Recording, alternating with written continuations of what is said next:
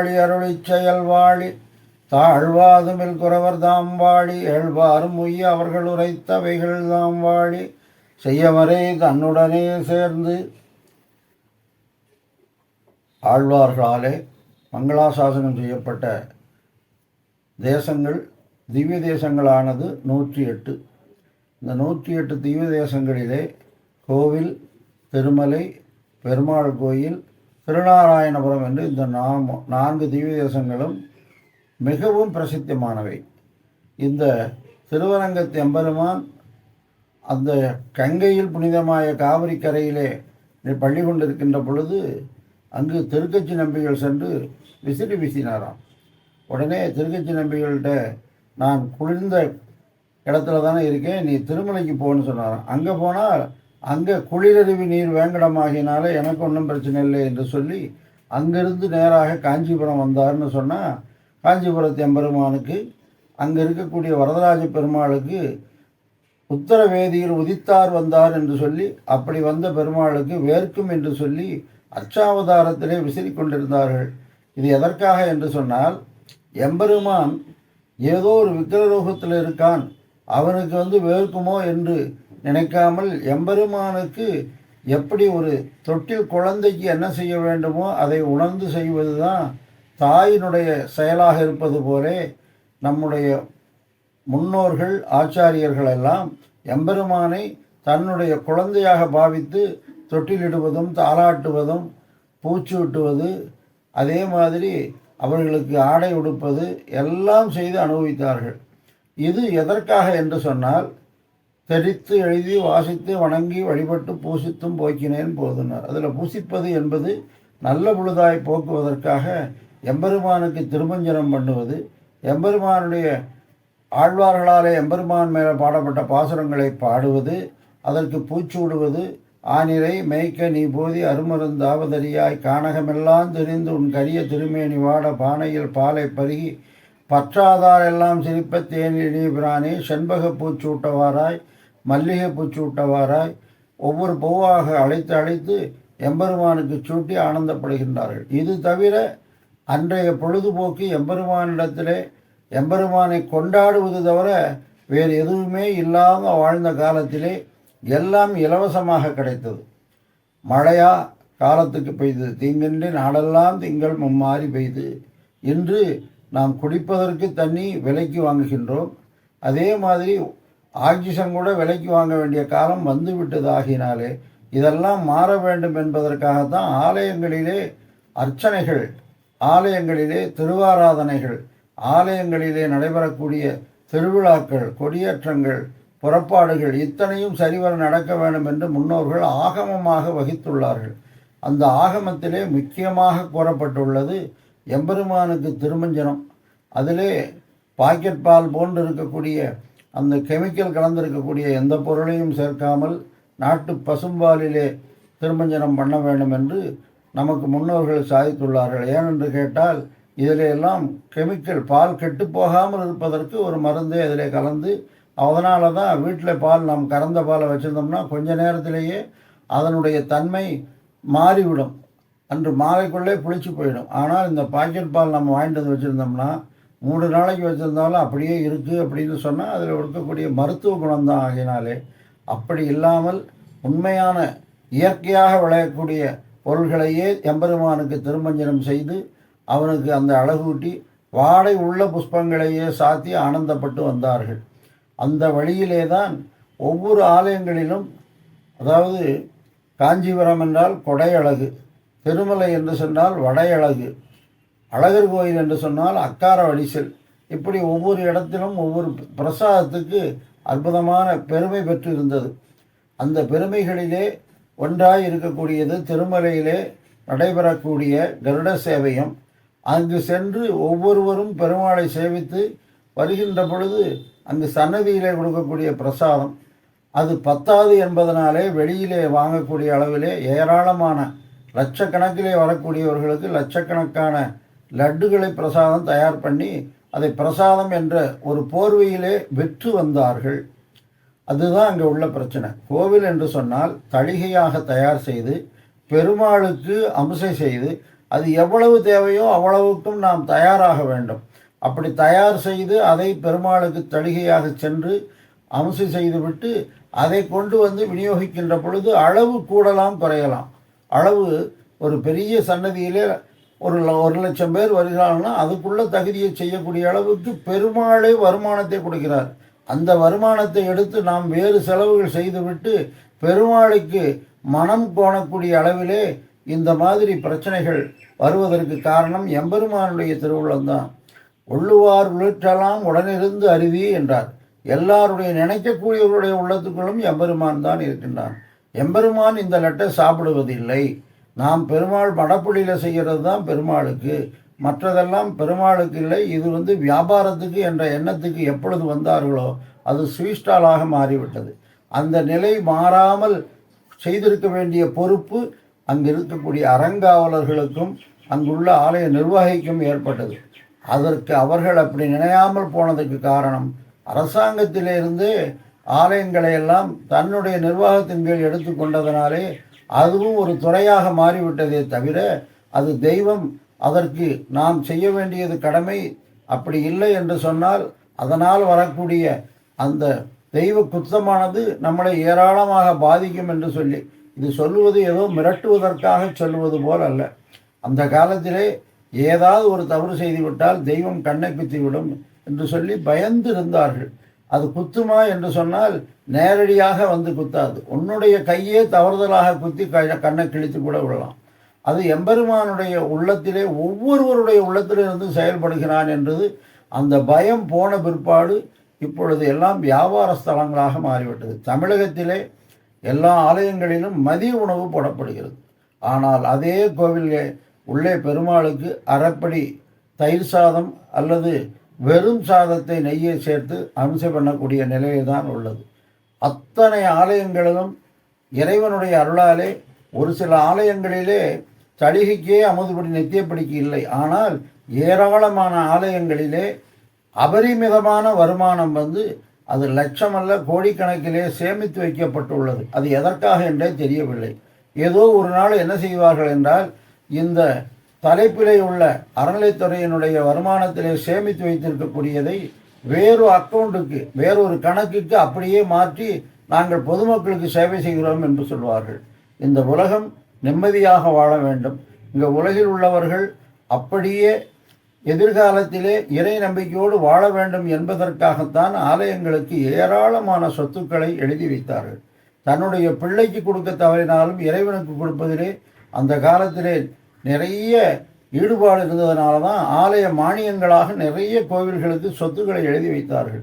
அந்த கோயிலில் கொடுக்கக்கூடிய சொத்துக்களை கொண்டு என்ன செய்ய வேண்டும் என்றால் எம்பெருமானுக்கு ஏராளமான தளிகைகள் தயார் செய்து அந்த தளிகை செய்ததை மட்டும்தான் ஆலயத்துக்குள்ளே இறைவனுக்கு படைத்து இறைவனுக்கு சமர்ப்பித்து அதை எடுத்து பிரசாதமாக கொடுக்க வேண்டுமே தவிர ஓட்டலிலே செய்வது போல வெங்காயம், வெள்ளைப்பூடு, முருங்கைக்காய், சுரைக்காய் போன்றவற்றையெல்லாம் சேர்த்து அதே சன்னதிக்குள்ளே சன்னதியினுடைய பெருமாளுக்கும் அவருக்கும் இருக்கக்கூடிய தூரம் மிகவும் நெருங்கின இடங்களில் கூட குளித்தும் குளிக்காமலும் அவர்கள் சாப்பிடுபவர்களும் குளிப்பதில்லை, தயாரிப்பவர்களும் குளிப்பதில்லை. இந்த நிலையில் தான் மதிய உணவு திட்டமானது அங்கங்கு எப்படி சத்துணவு திட்டமோ அதே மாதிரி நடைபெற்று வருகிறது. இதெல்லாம் அடியார்களுக்கு மனதை நோக வைத்து கொண்டிருந்தார், மனது நொந்திருந்தார்கள்.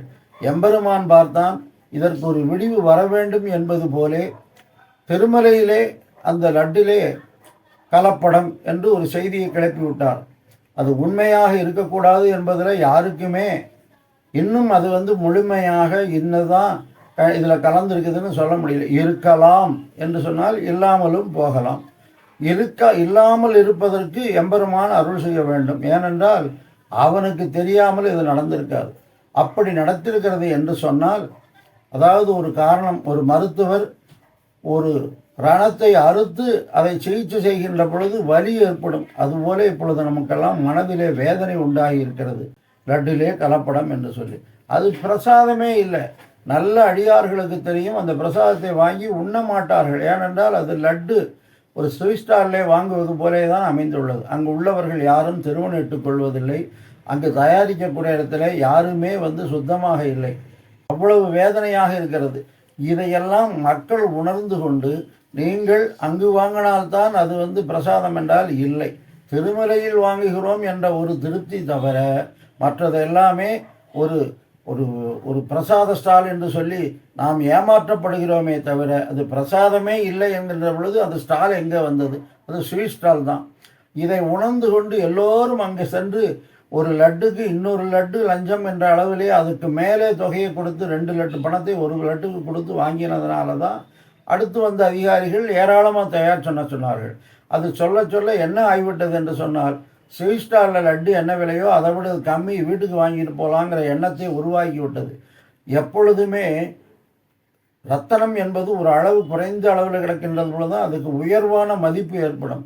ஏராளமாக தெருவிலே கடந்தது என்று சொன்னால் ரத்தனத்துக்கு மதிப்பு இருக்காது. கூழாங்கல்லுக்கே அதே அளவுக்கு கிடைக்கவில்லை என்றால் மதிப்பு வந்துவிடும். ரத்தனம் போன்ற பிரசாதத்தை இன்று திருமலையிலே ஏராளமாக கிடைக்கச் செய்ததனுடைய விளைவு, கிடைக்கச் செய்வதற்காக தயாரித்த முறைகளிலே தவறு ஏற்பட்டிருக்கலாம். உண்மையிலேயே பிராமணால் மட்டும்தான் தயார் செய்ய வேண்டுமா என்றால் அப்படித்தான் இருந்தது ஆகமத்திலே. ஏனென்றால் அவர்கள் ஆகார நிஷ்டையோடு தயார் செய்வார்கள், இறைவனிடத்திலே பயபக்தியோடு செய்தார்கள். எம்பெருமான் உண்பான் என்று சொல்லி நடாதூரம்மாள் இருந்தாங்க. அவர்கள் அந்த காலத்தில் பெருமாளுக்கு அம்சம் செய்கின்ற பொழுது பால் உஷ்ணத்தை தொட்டு பார்த்து கொண்டு அம்சம் பண்ணுவார்களாம். இன்றும் திருவரங்கத்திலே திருமஞ்சனத்துக்கு தீர்த்தத்தை அந்த மணிகாரர் தொட்டு பார்த்து இந்த உஷ்ணம் சரியாக இருக்கிறது என்று வெந்நீரில் தான் திருமஞ்சனம். இதெல்லாம் எதை காட்டுகிறது என்று சொன்னால் எம்பெருமானிடத்தில் பரிவு. அப்படி இல்லாமல் அவரும் ஒரு சிலை என்று சொன்னால் கடவுள் ஏன் கல்லானானா? கல்லாய் போன மனிதர்களா என்ன? அவன் எம்பெருமான் எப்பொழுதுமே எல்லா வஸ்துக்களிலும் நீக்கமற இருக்கலாம். கறந்த சிலிடந்தரும் இழந்திகள் பொருள் தரும் கறந்து எங்கும் பறந்துடன். மலையிலே பெருமாளாக மட்டுமில்லை, லட்டா இருக்கிறவரும் பெருமாள்னா என்று நாம் சந்தோஷப்பட்டு கொள்ளலாம். ஆனால் நாம் ஏமாற்றப்படுகிறோம் என்று சொல்லுகிற பொழுது மனசு மிகவும் வேதனையாகத்தான் இருக்கும். இது மாற வேண்டும் என்று சொன்னால் ஆலயங்களிலே இப்பொழுது இருக்கக்கூடிய அர்ச்சகர்கள் பரிசகாரர்கள் எல்லாம் வெளிநாட்டுக்கு செல்ல நிலைக்கு தள்ளப்பட்டது எதனாலே என்று சொன்னால் அவர்களுக்கு கொடுக்கக்கூடிய ஊதியம் மிகவும் குறைவாக. அதை அவர்கள் சரியாக செய்கிறார்களா என்று பார்க்கக்கூடிய ஆபீசருக்கு, அந்த அலுவலருக்கு 60,000 70,000, ஆனால் அதை தயார் செய்யக்கூடிய அந்த பரிசகாரருக்கு 5,000 6,000. அவர்களால் எப்படி அந்த 6,000 வாழ முடியும்? இன்று சர்வசாதாரணமாக ஒரு வேலையும் செய்யாமல் இருக்கக்கூடிய ஓய்வு பெற்றிருக்கக்கூடிய முதியவர்களுக்கு இலவசமாக தரக்கூடிய தொகையை அவர்களுக்கும் கொடுத்தால் அவர்களுடைய வாழ்க்கை தரம் எப்படி இருக்கும்? அவர்கள் தவறு செய்வதற்கு நாம் காரணமாக தூண்டப்பட்டு விடுகிறோம். அங்கு இருக்கக்கூடிய பொருள்களை அவர்கள் எடுத்து தனக்கு கையாளக்கூடிய நிலையிலே தள்ளப்படுவது யார் என்று சொன்னால் நம்முடைய நிர்வாகமே. அந்த நிர்வாகங்களிலே ஆன்மீக அன்பர்கள் மட்டும்தான் அதை கடைப்பிடிக்க வேண்டும், நிர்வாகஸ்தர்களாக வர வேண்டும். காவல்துறை எப்படி நாட்டை காப்பதற்காக அரும்பாடுபடுவது போலே ஆலயத்தை காப்பதற்கு ஒரு தனியாக அறநிலைத்துறை என்று ஏற்பட்டது என்று சொன்னாலும் அந்த அறநிலைத்துறைக்கு செல்லக்கூடியவர்கள் யாராக இருக்க வேண்டும்? அறம் என்றால் என்ன? அதை காக்க வேண்டிய பொறுப்பு நமக்கு என்ன இருக்கிறது என்றே தெரிந்து கொள்ளாதவர்களெல்லாம் அறநிலையத்துறையிலே அறங்காவலர்களாக இருக்கின்ற காரணத்தினாலே சாமி எங்கே சாப்பிடுது என்று சொல்லி அவர்களும் சேர்ந்து அந்த நாத்தியவாதத்தினுடைய அந்த உச்சத்திலே அவர்களும் செல்லுகின்ற பொழுதுதான் இந்த மாதிரி தவறுகள் நடந்திருக்கிறதுக்கு வாய்ப்பு ஏற்படுகிறது. எனவே ஆலயங்கள் முழுவதும் நம்முடைய முன்னோர்கள் நமக்கு சேர்த்து வைத்த சொத்து. எப்படி நம்முடைய தாய் தந்தையர்களுக்கு முந்தைய தாத்தா பாட்டி என்பவர்களெல்லாம் பாரம்பரியத்தை காத்து வந்தார்களோ அவர்கள் சேர்த்து வைத்த சொத்தை நாம் அனுபவிப்பதற்கு உரிமை எப்படி கிட்டுகிறதோ அதே மாதிரி அந்த ஆலயங்களுக்கு நம்முடைய முன்னோர்கள் கொடுத்த அத்தனை சொத்துக்கள், அத்தனை மானியங்களும் எம்பெருமானுடைய சொத்து என்ற உணர்வு உண்டாக வேண்டும். இன்று பல லட்சக்கணக்கான ஏக்கர் நிலங்களெல்லாம் இன்று பராமரிப்பில்லாமல் குத்தகையும் தராமல் யாரிடத்திலேயோ இருக்கிறது என்று சொன்னால் அதற்கு காரணம் தெய்வ பக்தி குறைந்து விட்டது. தெய்வம் என்று சொன்னால் அது எந்த தெய்வம் என்று இல்லை, அவரவர்களுடைய தெய்வத்தை அவரவர்கள் நினைத்து கொள்ளலாம். ஆனால் தெய்வம் இல்லை என்று சொன்னவர்களெல்லாம் சேர்ந்து இல்லை என்று சொன்னவர்களையே தெய்வமாக ஆக்கி வழிபடக்கூடிய நிலையில் இன்று நம்முடைய பாரத தேசத்திலே மாற்றங்கள் வந்துவிட்டது. என்ன காரணம் என்று சொன்னால் இயலாமை. நம்முடைய வாயிலை சாப்பிடுவதற்கும் வாழ்வதையே வாழ்க்கையாக வாழ்ந்ததனாலே நம்முடைய முன்னோர்களுடைய அறநெறியை மறந்து விட்டோம். இது மறந்ததனுடைய விளைவு வெளிநாடுகளெல்லாம் ஒரே நாளிலே ஏகப்பட்ட துன்பத்தை அனுபவித்து கோடீஸ்வரர்கள்லாம் தெருவிலே நிற்கதை பார்க்கின்றோம். நெருநல் உடையாரை இன்றில்லை என்னும் பெருமை உடைத்துங்கிற அந்த உணர்வு நமக்கும் வந்து ஒரு நாயகமாய் ஓட உலகுடன் ஆண்டவர் கருணாய் கவர்ந்த காலர் சிதகிய பானையர் பெருநாடு காண இம்மையிலே பிச்சைதாம் கொள்வர் திருநாரணந்தாள் காலம் பெற சிந்தித்து உய்மினே என்றார்கள். ராஜாவாக இருந்தவர் ஒரே நாளிலே அடுத்த பக்கத்து தேச அரசன் படையெடுக்க அவன் மறுநாள் காட்டிலே தெரிந்து பிச்சை எடுத்தான் என்று நம்முடைய சரித்திரங்களிலே பார்க்கின்றோம். இந்த நிலை ஒவ்வொரு நாட்டுக்கும் வரும். இன்று அரசியலிலே பெரிய பெரிய நிலையிலே இருக்கக்கூடிய எல்லோரும் இதை உணர்ந்து கொண்டு நமக்கும் இந்த நிலை வந்துவிடும் என்பதை உணர்ந்து இறை நம்பிக்கையை மக்களுக்கு உண்டாக்க வேண்டும். இறை நம்பிக்கை என்பது ஏதோ மூடப்பழக்க வழக்கம் என்று சொல்லி நம்மை நாமே ஏமாற்றி கொள்கிறோம். அது மூடப்பழக்க வழக்கம் என்று சொன்னால் கற்சிலைகளாக தலைவர்களுடைய சிலையெல்லாம் இன்று எல்லா இடங்களிலும் வைத்து அவர்கள் பிறந்த நாள் இறந்த நாள் இரண்டும் கொண்டாடப்படுகிறது. இதுவே ஆலயங்களிலே திருநட்சத்திரங்கள் என்று கொண்டாடினால் அந்த சாமி இதெல்லாம் கேட்குதான்னு கேட்கக்கூடிய அளவில் இருக்கக்கூடிய நாம் நம்மோடு வாழ்ந்து அவர்கள் செய்த தவறுகள் கூட நமக்கு ஞாபகத்திலே இருக்கின்றது, என்னென்ன தவறுகள் செய்தார் என்று. ஆனால் அவர்களையே தெய்வமாக ஆக்கி வழிபடுவதிலே இங்கெங்கே வந்துவிட்டது பகுத்தறிவு என்று எனக்கு தெரியவில்லை. பகுத்தறிவு என்பது மெய்ப்பொருள் காண்பது அறிவு. அறிவு என்பது எது உண்மையோ அதை தெரிந்து கொள்ள வேண்டும். நாம் என்ன சொல்லுகிறோம்? பிரகலாதனுடைய தந்தையாக இந்த இரணியன் எங்கும் இல்லை என்று சொன்னான் கடவுளை. இவர்கள் அந்த நிலைக்கு இல்லை. அவர்கள் அப்பேற்பட்ட பிரகலாதன் ஒரு பிள்ளை இருந்ததனாலே நேரிலே வந்து இதோ வந்து விட்டோம் என்று சொன்னார். இப்பொழுது இல்லை சொல்பவர்கள் ஏராளமாக இருக்கின்றார்கள். அவர்களுக்கு பிள்ளைகள் உண்டு என்று சொல்லக்கூடிய பிள்ளைகளை வளர்க்கவில்லை. ஆகினாலே நாம் இறை வழிபாட்டிலே முழு நம்பிக்கை வைக்க வேண்டும். இறைவன் நம்மை காப்பாற்றுவான் என்ற நம்பிக்கையிலே தான் ஒவ்வொருவரும் உறங்குகின்றோம், விழிக்கின்றோம். நமக்கு துன்பம் வருகின்ற பொழுதெல்லாம் எல்லோரும் ஆலயத்தை விட்டு ஆலயத்துக்கு செல்லாமல் அதே முழுக்க நீதித்துறையையும் காவல்துறையுமே அனைவரும் சென்றார்கள் என்று சொன்னால் நம்ம நாட்டில் உள்ள அத்தனை காவல்துறை நிலையங்களும் பத்தாது, இராணுவமும் பத்தாது. ஏனென்றால் அவர்களை கட்டுப்படுத்தி வைப்பது நம்முடைய சனாதன தர்மம். அந்த தர்மத்திலே கூறியதை மீறினால் நமக்கு பாவம் என்று ஒவ்வொருவருக்கும் அந்த எண்ணத்தை இறைவனுடைய அந்த அயராத அந்த அருளாலே நமக்கு ஏற்படுத்தப்பட்டுள்ளது. அந்த எண்ணத்திலிருந்து எப்பொழுது நாம் வெளியே வருகின்றோமோ நாட்டை நம்மால் காப்பாற்ற முடியாது. சுதந்திரத்தை வாங்கி கொடுத்த காந்தியடிகள் இது ராமராஜ்யமாக இருக்க வேண்டும் என்று சொன்னார். அது மட்டுமல்ல, அகிம்சையை கடைபிடித்தார். அது மட்டுமல்ல, ராமநாமத்தை சொல்லி தன்னை சுட்டவனையும் ஹே ராம் என்று சொல்லி அவனை விட்டுவிடுங்கள் என்று சொல்லி இறந்தார் என்று சொன்னால் அந்த இறை நம்பிக்கையை பகைவனுக்கு அருள்வாய் நன் நெஞ்சே என்று சொல்லி பாரதி சொன்ன மாதிரி பகைவனையும் நாம் நேசிக்க வேண்டிய, கற்றுக்கொள்ள வேண்டிய ஒரு நிர்பந்தத்தை காந்தியடிகள் நமக்கு காட்டினார். அவர் வாங்கி கொடுத்த சுதந்திரத்தை அனுபவிக்கின்றோம். அவர் காட்டிய வழியை விட்டுவிட்டோம். கம்பனை கொண்டாடுகின்றோம். கம்பன் காட்டிய ராமனை விட்டுவிட்டோம். வள்ளுவனை கொண்டாடுகின்றோம். முதல் 10 பாட்டிலே கடவுள் வாழ்த்து என்று சொல்லி அறவாளி அந்தணன் தாழ் சேர்ந்தார்கல்லால் பிற ஆழி நீத்தல் அரிதுன்னா. கடலை நீந்த முடியுமா? முடியாது. அதை விட மோசமானது பிறவி கடல். அதை நீந்த முடியாது என்று மயங்கி விடாதே, நீந்த முடியும் என்று வள்ளுவர் காட்டினார். பிறவி பெருங்கடல் நீந்துவர் நீந்தார் இறைவனடி சேராதார். இறைவனடி சேராதவர்கள் நீந்த முடியாது. பிறவியாகிய பெருங்கடலை நீந்துவதற்கு இறைவனுடைய இருக்கக்கூடிய தெப்பத்தை பிடித்து கொள்ள வேண்டும் என்று சொன்னார்கள். இந்த நிலையெல்லாம் கல்வி பாடத்திட்டங்களிலே ஆழ்வாருடைய அருளி செயல்களெல்லாம் பாசரங்களாக இருந்தது. அடியன் கல்வி கற்கின்ற பொழுது குலந்தரும் பச்சைமா மலைபேல் மணி போன்ற பல பாசுரங்கள் இருந்தது. வேதநூல் பிராயம் நூறு இதெல்லாம் இருந்தது. அது மட்டுமல்ல, திருவாசகம், தேவாரம், அதே மாதிரி வீரமாமுனிவராலே ஏற்பட்ட அந்த கிறிஸ்தவ பாடல்கள் எல்லாம் இருந்தது. இஸ்லாமியர்களுடைய பாடல்களும் கூட இருந்தது. இதெல்லாம் எதற்காக என்று சொன்னால், இளம் வயதிலே குழந்தைகளுக்கு பக்தியை உண்டாக்கினோம் என்று சொன்னால் ஒரு பொருளை திருடக்கூடாது என்ற எண்ணம் எப்பொழுது வரும்? திருடினால் அது பாவம் என்ற உணர்வு வந்தால்தான். நாம் தவறு செய்தால் அதனால் நாம் தண்டிக்கப்படுவோம் என்ற பயம் இருந்தால்தான். இப்பொழுது ரோட்டிலே செல்லுகிற பொழுது காவல்துறை அதாவது போக்குவரத்து துறை அதிகாரிகள் எங்கோ மறைந்து கொண்டு இருப்பார்கள். ஆனால் சிக்னலை மாறி போகின்ற பொழுது அவர்கள் தோன்றி அதை தடுக்கின்றார்கள், அதைக்குள்ள குற்றத்தை பதிவு செய்கின்றார்கள், தண்டனை கொடுக்கின்றார்கள். இது நான் நேரில் பார்க்கவில்லை, நான் அப்படித்தான் செல்லுவேன் என்று சொன்னால் இப்பொழுது என்ன செய்கிறது? கேமரா வைத்துள்ளார்கள். சிசிடிவி கேமராவிலே அந்த குற்றத்தை அது பதிவு செய்து உடனடியாக காவல்துறை அலுவலகத்துக்கு அனுப்பி அந்த நம்பருக்கு அதுக்குள்ள தண்டனையை கொடுக்கின்றது, இவ்வளவு ரூபா பணம் கட்டு என்று சொல்லி. இதுதான் இறைவன் செய்து கொண்டு வந்தான் இத்தனை நாடுகளாக.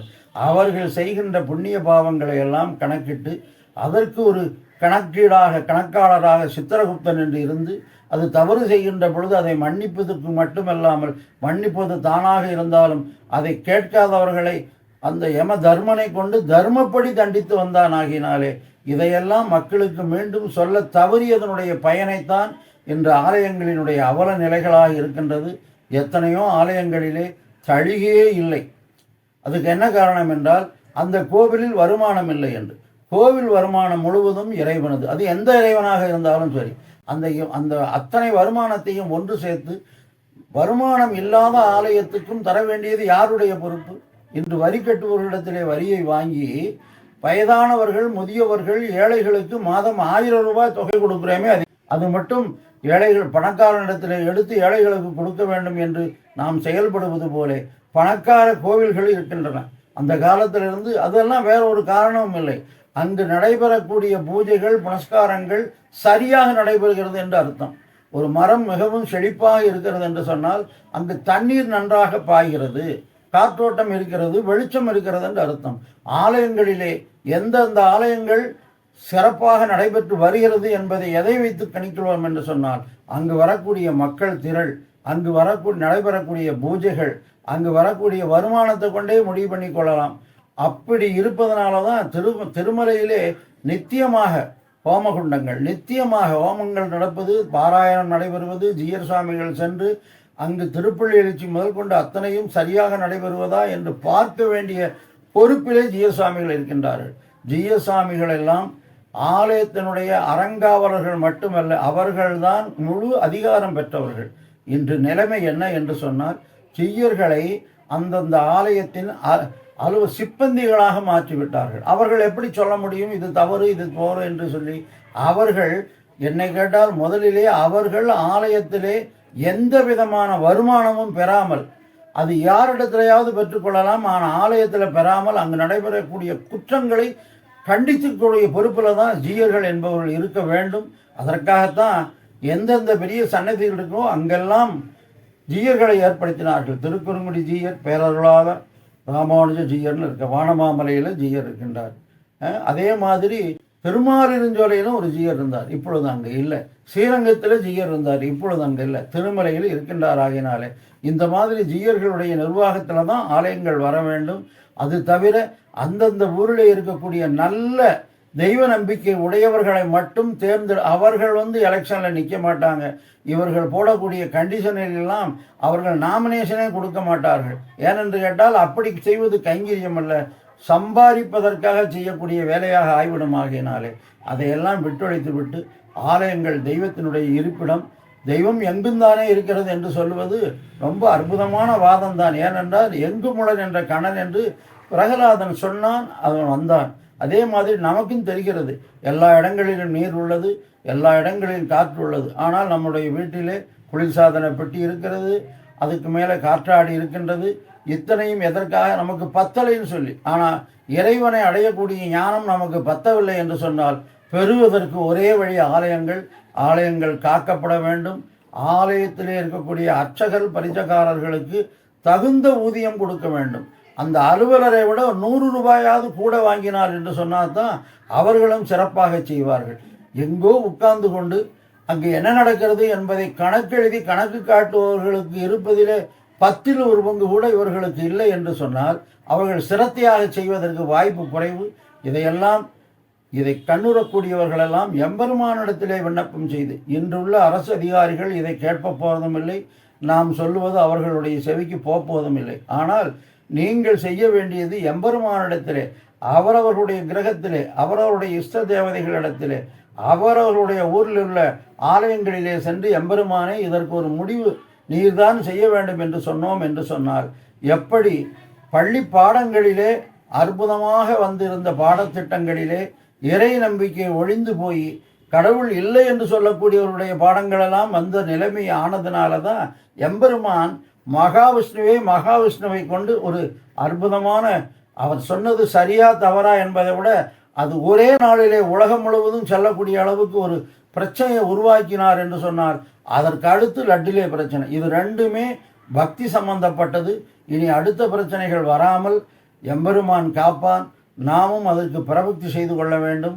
ஆச்சாரியர்களும் ஆழ்வார்களுடைய வழித்தோண்டலாக இருக்கக்கூடிய ஜியசுவாமிகளும் இதற்கெல்லாம் மங்களாசாசனம் செய்வது மட்டுமல்ல, பிராயச்சித்தங்கள் என்று செய்வது நம்மளை நாமே ஏமாற்றிக் கொள்வதாகும். ஆனால் பிராயச்சித்தம் செய்ய வேண்டும். செய்தால் சரியாகாது. நாம் எவ்வளவுதான் திருப்தியாக ஒரு ஆப்ரேஷன் செய்தாலும் அந்த புண்ணு ஆறிவிடும். அந்த இடத்துல தழும்பு இருக்கத்தான் செய்யும். அதே மாதிரி நாம் செய்யக்கூடிய தவறுக்கு பிராயச்சித்தம் சரியாகாது. ஆனால் செய்யத்தான் வேண்டும்.